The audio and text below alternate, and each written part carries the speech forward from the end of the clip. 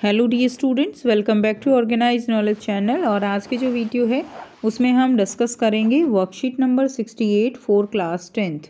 विषय हिंदी है और ये वर्कशीट आपके लिए 12 जनवरी 2022 के लिए शेड्यूल की गई है। आज की जो वर्कशीट है उसमें हमारा नया जो अध्याय है वो हम शुरू करेंगे मानवीय करुणा की दिव्य चमक।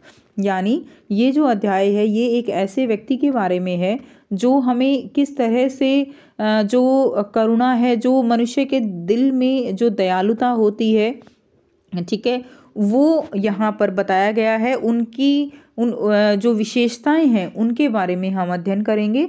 और यहाँ इस चैप्टर से हमें एक मेन बात जो सीखने को मिलती है कि हमें किस तरह से अपनी जो भाषा है हिंदी उसके प्रति कैसे समर्पित होना चाहिए, किस तरह से अपनी जो मातृभूमि है उसके प्रति हमें अपना जो समर्पण है वो दिखाना चाहिए। तो इस जो ये अध्याय है ये सर्वेश्वर दयाल सक्सेना जी के द्वारा लिखा गया है और किसकी याद में, जो फादर कामिल बुल्के हैं उनकी याद में ये जो अध्याय है उनके जीवन परिचय यहाँ पर उन्होंने दिया है। वर्कशीट शुरू करने से पहले प्लीज़ चैनल को सब्सक्राइब कर दीजिए, बेल आइकन को प्रेस कर लो ताकि आपको आने वाली वीडियोस की नोटिफिकेशन वो समय से मिल जाए। इस चैप्टर में जो ये पाठ है बच्चों, इसमें उनके स्वभाव की जो विशेषताएं थी, ठीक है, शांति, करुणा, ममता, वो सभी उनके अंदर जो फादर बुल्के हैं उनके अंदर एक तरह से आप कह सकते हो कि ये कूट कूट कर भरी हुई थी। प्यारे बच्चों, आज हम एक ऐसे पाठ का शुभारंभ करेंगे जिनमें स्मृतियों के माध्यम से एक ऐसे व्यक्तित्व को उकेरा गया है जो अहिंदी भाषी होते हुए भी हिंदी भाषा और बोलियों के प्रति अगाध प्रेम रखते थे। तो यानी वो हिंदी भाषी नहीं थे लेकिन फिर भी उनका हिंदी भाषा के प्रति, बोलियों के प्रति जो है क्या था, बहुत ज़्यादा प्रेम था। अब तो आप समझ ही गए होंगे कि हम किस पाठ के बारे में बात कर रहे हैं। जी हाँ, मानवीय करुणा की दिव्य चमक, ठीक है। इसके लेखक हैं साहित्य अकादमी पुरस्कार से पुरस्कृत श्री सर्वेश्वर दयाल सक्सेना जी। और सर्वेश्वर जो है उनको बहुमुखी प्रतिभा के वो साहित्यकार थे। वो कवि, कहानीकार, उपन्यासकार, निबंधकार, नाटककार थे। सक्सेना जी की जो अभिव्यक्ति थी उसमें सहजता और स्वाभाविकता है, ठीक है। तो ये उन्होंने जो सर्वेश्वर दयाल सक्सेना है उन्होंने इसके बारे में लिखा था। अब जो फादर कामिल बुल्के हैं, क्लियर, यह पाठ गद्य की संस्मरण विधा में लिखा गया है। संस्मरण यानी जब हम किसी को याद करते हैं, उसकी जो बातें हैं, उसकी जो विशेषताएं हैं उनको याद करते हुए ये पाठ लिखा गया है। संस्मरण स्मृतियों से बनता है, यानी जो संस्मरण है, जो यादें होती हैं उनको एक संकलित रूप में जो है क्या कहलाता है, संस्मरण कहलाता है। एक संकलित रूप होता है यादों का और स्मृतियों की विश्वसनीयता उसे महत्वपूर्ण बनाती हैं। फादर कामिल बुल्के पर लिखा सर्वेश्वर का यह संस्मरण इस कसौटी पर खरा उतरता है। अपने को भारतीय कहने वाले फादर बुल्के जन्मे तो बेल्जियम यानी यूरोप में, ठीक है, बेल्जियम में थे और जो गिरजा, पादरियों, धर्मगुरुओं और संतों की भूमि कही जाती है, परंतु उन्होंने अपनी कर्म भूमि किसको बनाया, भारत को। तो जन्म भूमि होती है जहाँ पर हम जन्म लेते हैं और कर्म भूमि होती है जहाँ पर हम कार्य करते हैं, ठीक है। तो वो जन्मे तो बेशक बेल्जियम में थे लेकिन उनकी कर्म भूमि वो क्या थी, भारत रहा।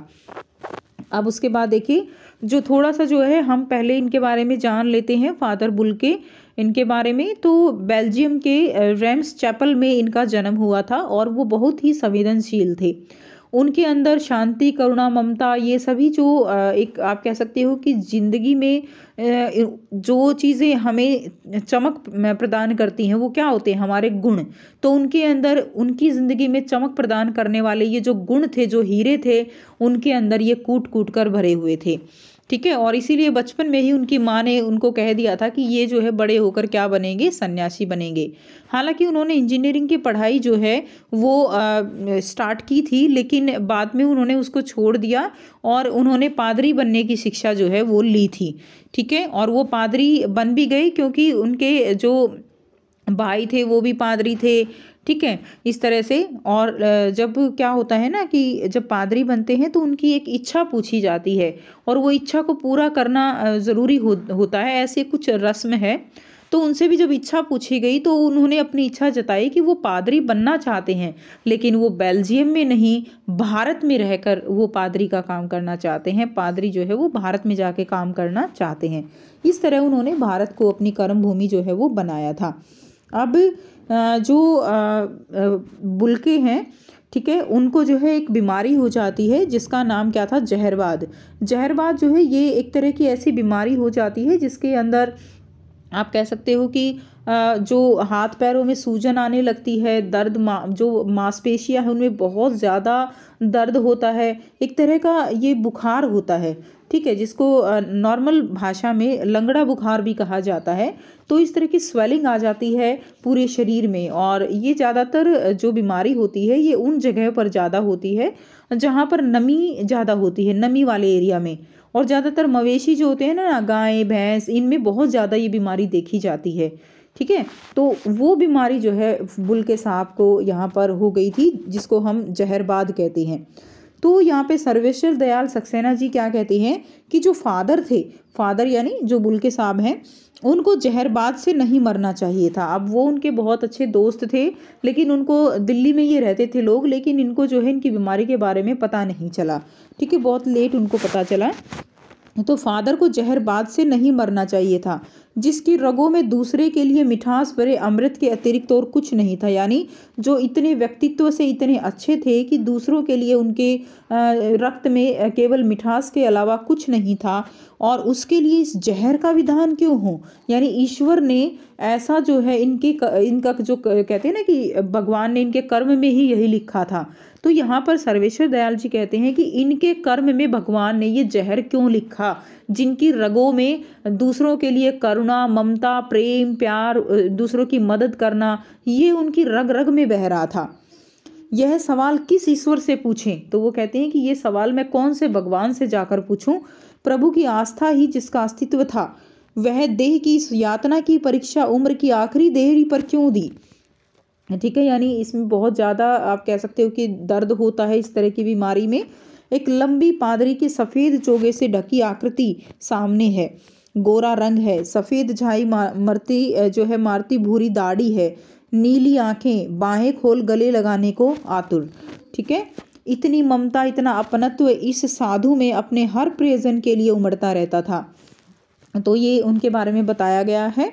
मैं 35 साल से इनका साक्षी था कि मैं इनको 35 साल से जानता था, और तब भी जब वह इलाहाबाद में थे और तब भी जब वह दिल्ली आते थे, तो वो जो है जानते थे सर्वेश्वर दयाल जी उनको। तो वो कहते हैं कि मैं जब ये इलाहाबाद रहते थे मैं तब भी जानता था, और जब दिल्ली आते थे तब भी जो है वो मिलते थे।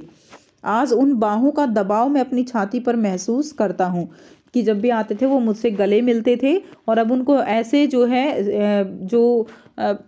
मृत्यु के अंतिम क्षणों में उनको इस तरह से देखकर जो लेखक हैं वो उनको याद कर रहे हैं कि अभी मैं वो जो झप्पी पाते थे, वो जिस तरह से गले लगाते थे, उसको वो याद कर रहे हैं। अब आपको यहाँ पे आसान से प्रश्न दिए गए हैं जिनके आंसर बच्चों हम 1 बाय 1 करेंगे।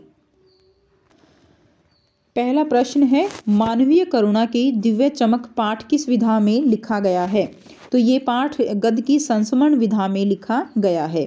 प्रश्न 2, लेखक को साहित्य का कौन सा सर्वश्रेष्ठ पुरस्कार प्राप्त हुआ था। लेखक को साहित्य का साहित्य अकादमी पुरस्कार जो है प्राप्त हुआ था, ठीक है।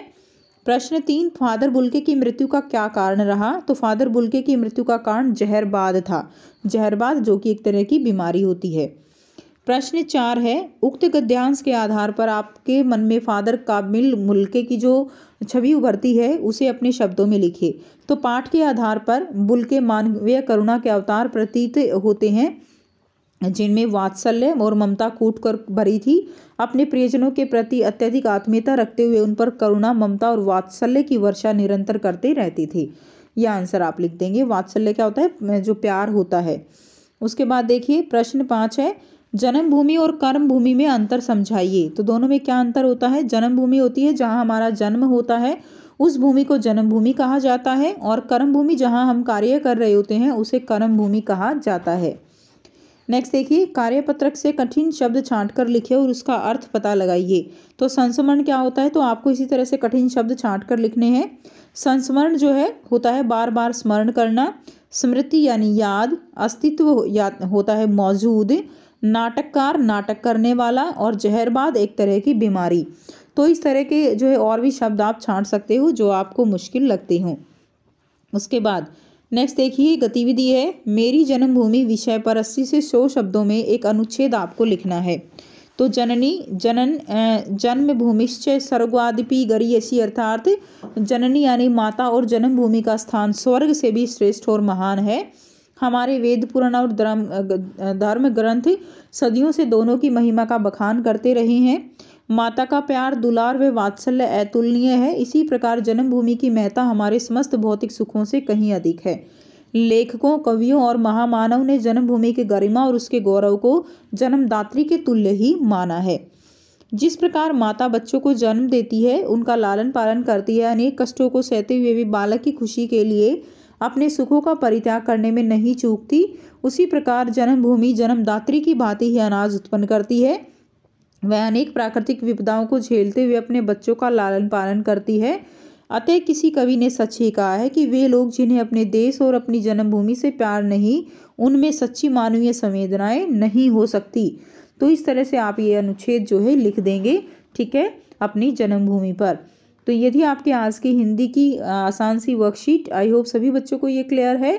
कोई भी डाउट है तो आप पूछ सकते हो। वीडियो अच्छी लगे तो प्लीज़ इसको लाइक कीजिए, शेयर कीजिए, और इसी तरह की और वीडियोज़ के लिए चैनल के साथ जुड़े रहिए। Thank you for watching. Have a nice day.